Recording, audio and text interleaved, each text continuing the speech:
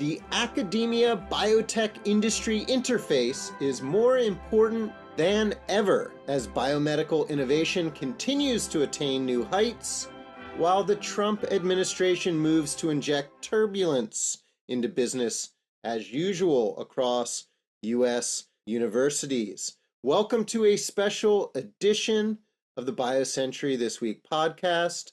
Today we are previewing the second BioCentury Grand Rounds U.S. Conference, which is scheduled to take place in June, right after ASCO. It will be June 4th through the 6th. And joining me to help set the stage for the event are Michelle Hoffman, Executive Director of the Chicago Biomedical Consortium, Meera Raja, SVP of Deep Tech at P33, that's a nonprofit focused on driving growth for Chicago's tech sector, and joining us from longtime BioCentury partner McKinsey & Company is Daniel von Bornstadt. He's an associate partner at the firm. And from the BioCentury side, we have Editor-in-Chief Simone Fishburne, who is, of course, a fixture on the podcast, and Karen Tkach-Tusman, who heads up discovery and translational coverage at BioCentury. And we'll even have a cameo by BioCentury's very own Josh Berlin, who is head of BD and makes all of our conferences go. And I'm Jeff Cranmer, and I'd like to bring in Simone and Karen to kick us off to tell us what the key themes of this year's Grand Rounds conference are. Simone, let me go to you first. Thank you, Jeff. Well, it is a pleasure to be organizing our second Grand Rounds conference following the success of our inaugural conference in Nashville last year. So this year, as you pointed out, we are in Chicago, a major and important center for biomedical research and innovation. And I'm not only saying that because my kids went to university around that region, but as it happens, I do know that there's a lot of really, really great things going on there. So in terms of themes, let's just think about it at two levels. At the one level, our perpetual theme for Grand Rounds is translational bottlenecks, is getting inside the scientific bottlenecks that either solving them would unlock huge opportunities in biotech, or they're not all bottlenecks. Some of them are emerging opportunities. And we have these organized along three scientific tracks. I'm actually going to pivot to my colleague Karen in a minute to walk you through the three tracks and break down a little bit of what's inside them without giving too much away, right, Karen? But I also want to talk about a second stream of content at the meeting. In addition to the McKinsey presentation, which you'll hear about in a minute, we have a fireside chat that I'm extremely excited to do with John Sedgwick of AbbVie, sitting down with the head of a pharma discovery unit is always an incredibly interesting conversation. We get quite into the science and the strategy of what they're doing. This is not about AbbVie's pipeline. It's about where he thinks innovation is going to go and what he thinks are the key trends that we should be looking at. And of course, we have a keynote speech or keynote talk from Marty Burke of the University of Illinois Urbana-Champaign. That one always gets me for some reason. So those are two of the featured sessions. And in addition, we have Lou Borio of Arch Ventures and previously of various roles in infectious disease and in government. And in fact, what we're going to be talking about there, or they are going to be talking about there, is one of the most important things going on right now, which is not to sit around and complain about all the lack of funding, which is something to complain about, but really to start thinking about what are the future models? How should academia and industry be organizing themselves to address this sudden lack of funding and build some resilience and alternative strategies? So I'm going to stop there and hand it off to Karen to just walk you through the science portion of what we're going to be talking about. Thanks, Simone. And, the BioCentury Grand Rounds conference series is really exciting and important to me because it's where we get really into the weeds of different scientific areas. much like in the way that BioCentury analysis deep dive would. And it's really a place for science geeks, a geekchella, if you will, and at the translational early stage science interface. And so really excited to preview some of what we'll be discussing there. So we have 3 tracks. The first track is focused on emerging disease biology. So this is looking at indications, areas where there is momentum or potential for momentum, and what it'll take to unlock that. A panel I will highlight there is very near and dear to my heart, is one around unlocking endometriosis, mechanisms of action and endpoints for pain and beyond. I'll disclose I'm an endometriosis patient, and to me, this is a no-brainer, gigantic indication, huge opportunity, but one where the science and actually the regulatory endpoints have been a bottleneck. And so this is a conversation that I'll be moderating that I'm very excited to have here at Grand Rounds. We also have our accelerating therapeutic modalities track. And here we get into the weeds of engineering modalities and positioning them to provide value, particularly in the crowded spaces where some of these emerging modalities seem to go. There, you'll be hearing about bispecific second wave, looking beyond T-cell engagers and even beyond cancer. There'll be a dive into brain shuttles, and then a conversation around what it takes for new modalities to bring value. Finally, our third track is around enabling technologies. And this is an area where actually, the Chicago ecosystem really shines, because they're really all about that, where engineering meets medicine. Here, within our distillery, innovation distillery team, we keep finding papers from Chicago academics that are bringing up new ways of measuring human biology, for example, with new ways of looking at different species of RNA and protein forms and what they reveal about disease biology. But we'll also be looking into multimodal data, particularly in cancer. And this, coming off of ASCO, there'll be a lot of great voices in town to contribute to that. And then just a sneak peek around quantum computing is something we'll be diving into there, because that's also a Chicago specialty. Excellent. Well, speaking of Chicago, I'd like to bring Michelle into the conversation here and ask, why is now the right time to hold an event like this in the city of big shoulders, Chicago? Thanks for that question. So I run the Chicago Biomedical Consortium, and our goal is to bridge the gap between academic discovery and actually investable biotech companies. And what we do is, at the academic level, we'll bring in VC grade rigor and industry discipline without the equity grab, right? So because the companies at the stage just really can't afford that. So we use grants and other patient capital at this stage. We work across 9 universities in Illinois and have a very rigorous process to screen and fund only the most promising academic science. And we are needed more than ever. I think the opportunity has never been greater. Biotech is critical to the US, also to the world, and it all starts with early innovation. But in the US right now, we're having a slowdown globally, we're having a slowdown in venture investment. We are also having gaps in federal funding. And so early stage innovations that could become biomedical products are getting crushed, both from the generating side and the translating side. And so I think it's important more than ever to bring together experienced operators and investors with these early stage entrepreneurs, academics, to give them not just money, but a framework, and really to support early stage academic innovation, which is what Grand Rounds is about.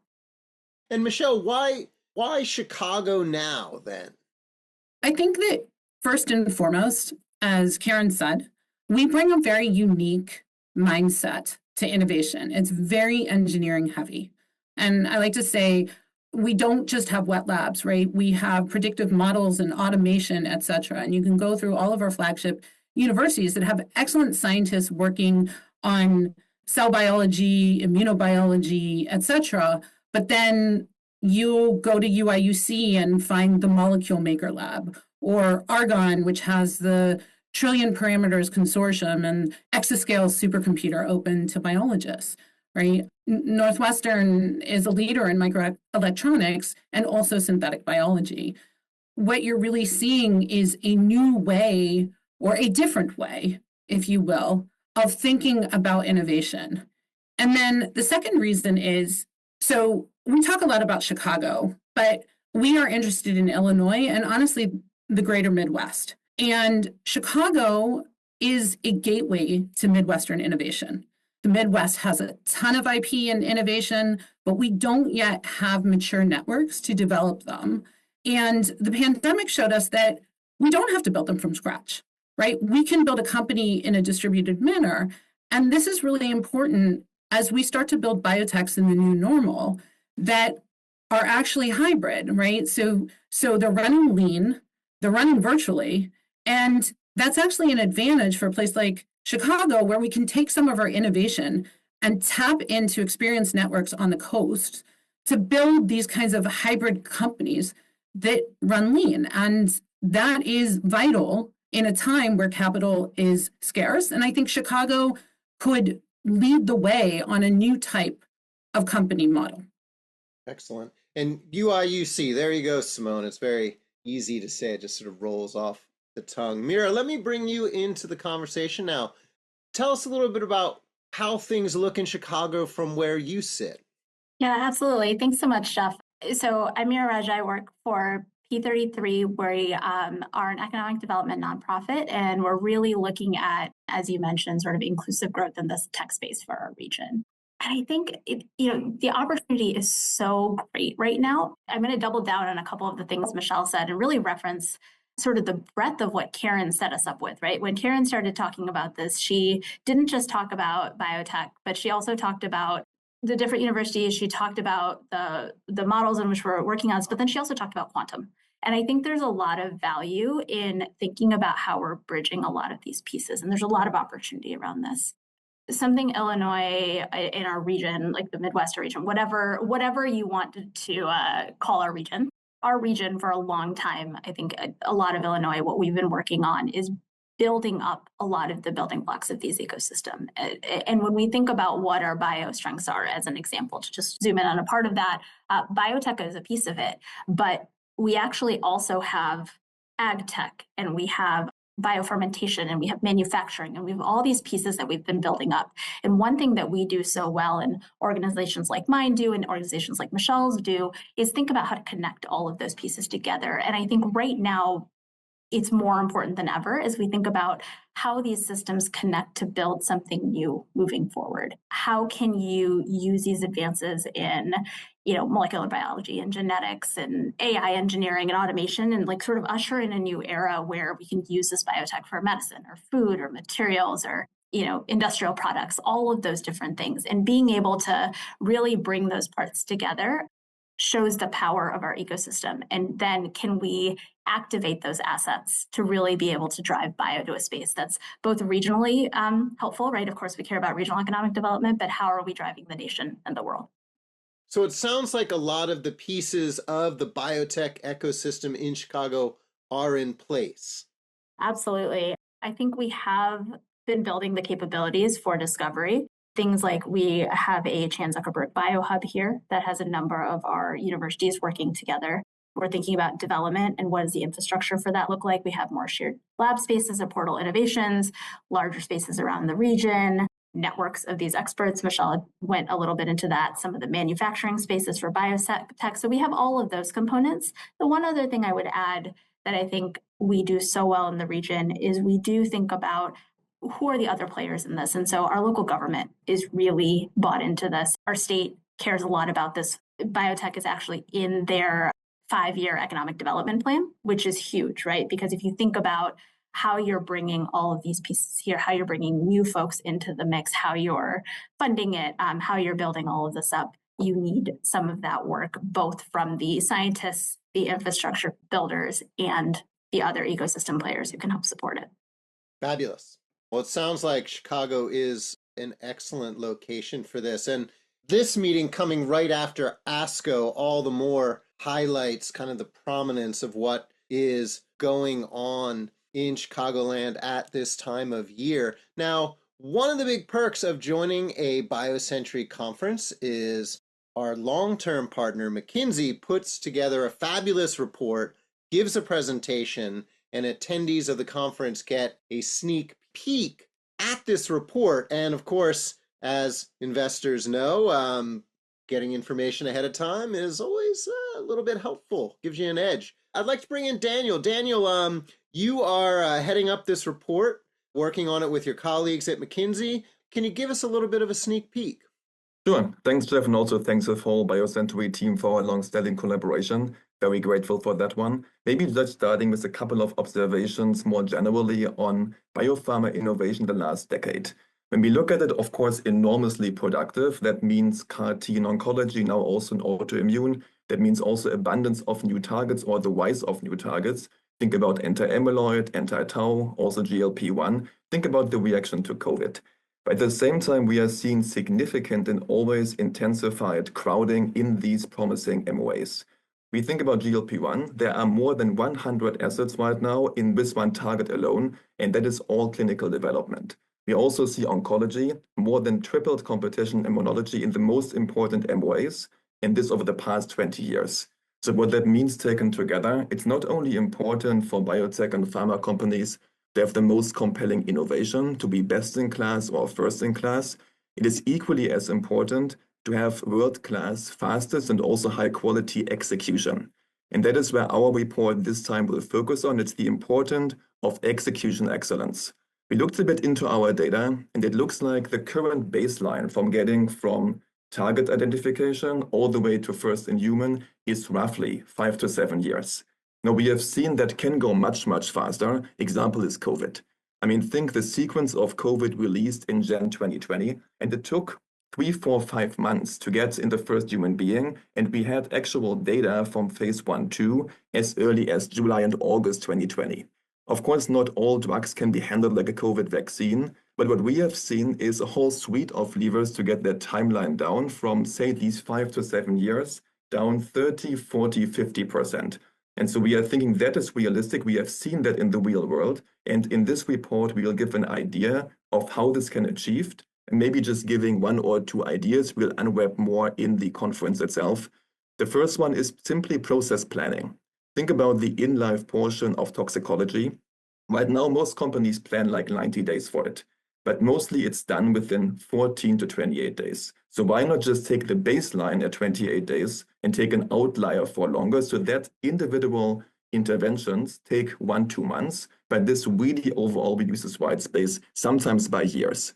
And the second one, more technology-wise, think about Gen AI. Like all the modules we have to write for the approval of an IND, many of those could be done with Gen AI. That has been done right now, not already, but many pharma companies are thinking about doing that, and that could also reduce time for a process from a couple of weeks, sometimes even a couple of months down to minutes.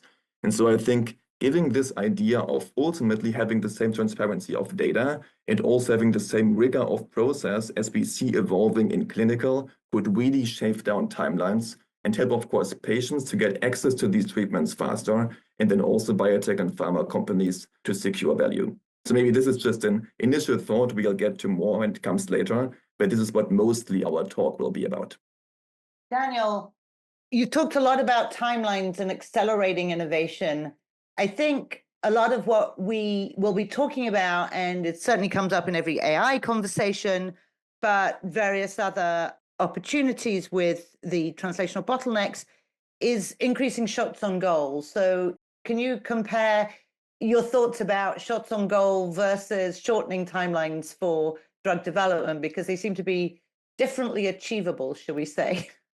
Yes. So I would say, of course, there are maybe several angles to think about. Industry as a whole has right now way more shots on goal than there used to be. Think about the crowding in these MOAs. So that means industry-wise, we are seeing many different assets in the same targets, right? So the chance of getting the best in class and really best in class GLP-1, of course, we have more than 100 assets right now. Individual companies, I think they can do a lot to increase their chance of individual shots right now. especially oncology, but also others, you can understand biology, you can understand relationship between MOA and a certain disease way better right now. Also power of AI, power of multimodal data sets. So I think that is where companies are trying to increase their chances. I wouldn't say necessarily try way more assets or program for one individual. Let me just interrupt and ask, but that may be a leading indicator, but have we seen that actually translate to better ratios of drugs that enter phase 1 to getting approved, or that enter the preclinical top of the funnel to getting tested in man? Because you could argue that with something like AI or whatever, maybe it shouldn't be 1 in 10,000 or 1 in 100,000. It should be 1 in 10 or 1 in 5. Something, a real step change. What are your thoughts about that? Like, we are all looking for that exact data. And look, we are monitoring this year over year, like how this funnel shifts. I would say it's a pretty lagging indicator to see the overall clinical POS changing. It's a bit harder to see that preclinical funnel because less of that is publicly available data. We see still like this 10% or so success rate overall of clinical development. I wouldn't say that by now that has changed significantly. What we do see is that drugs that have a foundation in human genetics, they have a higher chance of succeeding in development. But I would say until that really gets into the entire pipeline, that will take some more time. And Michelle and Mira, you're both really at that forefront of preclinical innovation, interfacing with academics where the stuff is coming fresh out of the labs. I'm wondering if you've been seeing acceleration in terms of the pace of what academics are able to do, say, versus 10 years ago, 5 years ago. We hear about, new methodologies that are making things that used to take a long time take less time. Is that something you see on the ground? For sure. Across all of early stage discovery, we're seeing that at the academic level. And, like I said, automation, AI, it's making its way into the lab. The issue that we have is the academics don't necessarily have the funding to scale it, right? So they can do a lot of these projects and use predictive models, but to really generate the types of data sets that you need is extremely expensive. I think that's where our bottleneck is at the sort of that academic industry interface. And that's also an area where the CBC and P33 and a bunch of other organizations are thinking about how do we bolster this? How do we bring sort of industrialized data sets to these very unique academic ideas? And actually at BioCentury Grand Rounds, one of the, I think, really interesting sessions will be a pharma BD roundtable where folks who are in the position of in-licensing external innovation at pharmas, including J&J and Daiichi Sankyo, will be providing some workshop style advice to the folks who, the academic innovators who are producing some of these data sets about what is it that they want to see. Karen, great point about the BD roundtable. I think that'll certainly be one of the highlights.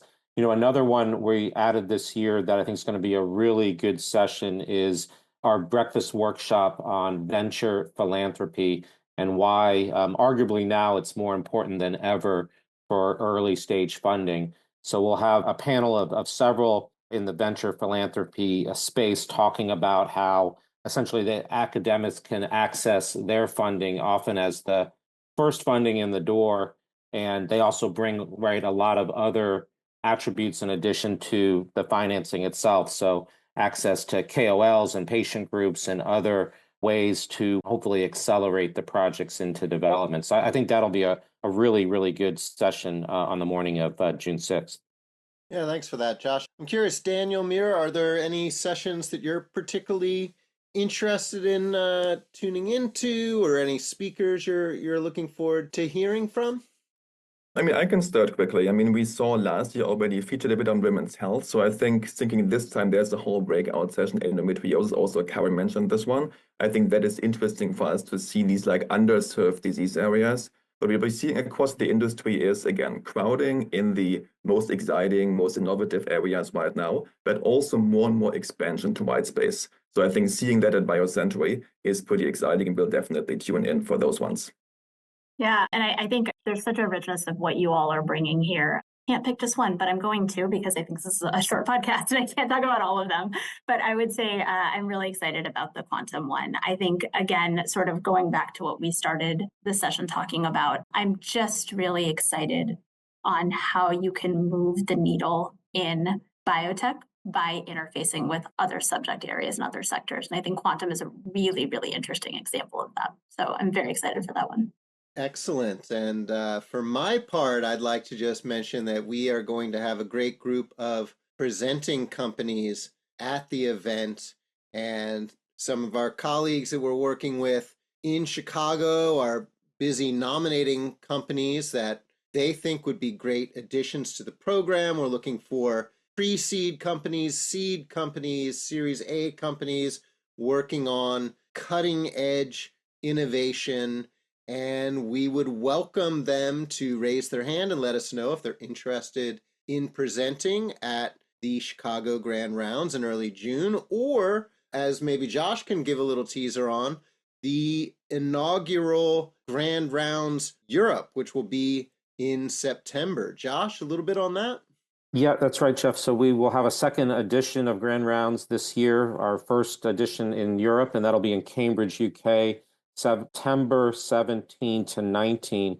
And we also, wanted to plug that there is a special offer. If you'd like to attend both the Chicago and Cambridge events, you can register at a discount. You can find out all the information you need to know at BioCenturyGrandRounds.com. For the Chicago event, I also wanted to plug that we're running in a great advanced rate discount right now that expires May 9th. We also have a special rate for investors that expires May 2nd. And importantly, partnering for Grand Rounds Chicago will open on May 12th. We really think now is more than ever is very, very important for folks to meet face to face. And we have a absolutely great program, but we also have an opportunity for folks to take part in the partnering and take part in the networking and hopefully meet with investors and BD&L leaders and academic innovators face-to-face in Chicago. Yeah, some of the investors that I know are coming include 4Bio Capital, Arch Venture, Astellas Ventures, Deerfield, Lightspeed, Novartis, Portal, which is obviously a local Chicago group, Syncona rolling out from the UK, Third Rock, and quite a few more. Josh, did I miss anyone there? There's quite a few that will be on site. If you look at our website, you can see a full list of who will be attending in Chicago, as well as the list of speakers. Just a great, great program this year that Simone and Karen and others have put together for us. And I just wanted to say, this is really a geekchella in the sense that you can really get down into the details of your science, of your mechanisms, of your tools, of your technologies. And one thing I've heard from founders sometimes is that there are certain kind of panel or pitch events where they feel like, they can't get too into the weeds. They have to keep it, short and snappy, and they don't get to geek out. And they've been jealous after seeing one of our panels about how much into the science they can get. And so particularly if you've got that type of a story where it's like meeting face to face with people who will get the science, who will meet you on that level, this is the place to do it. And we've gotten some really great feedback from folks ranging from junior faculty in labs who came to last year's Grand Rounds in Nashville, got that one meeting on the partnering system that then opened up a whole slew of other connections. And that person, I think, is percolating, potentially spinning out a company. Got to meet some of the really top names in the business to help at least advise them on that, if not invest. We've heard of partnering discussions with pharmas that got their start at Grand Rounds and CEOs who found that they were meeting people at our last meeting that they weren't meeting anywhere else. It's just a place where sometimes with these large academic meetings, for example, you're getting into the science, but there's a lot of mechanism. There's a lot of stuff that isn't so directly translationally relevant, right? And then sometimes at these kind of JP Morgan type meetings, it's all business, business, business, and an innovator might not quite find their footing there. And this is really that special in-between place where I think a lot of magic happens. So we hope you'll join us there. And if you're so geeky that you did not get Karen's reference to Coachella there, I think that's what she was going for. And if you happen to be at Coachella and got to see the Go-Go's joined by Billie Joe Armstrong, well, kudos to you. Speaking of music, we were in Nashville last year and there was a John Bon Jovi sighting at one of our adjacent events. And John Bon Jovi, being John Bon Jovi, also rescued someone from a bridge during the conference. So we're going to Chicago. Anything can happen.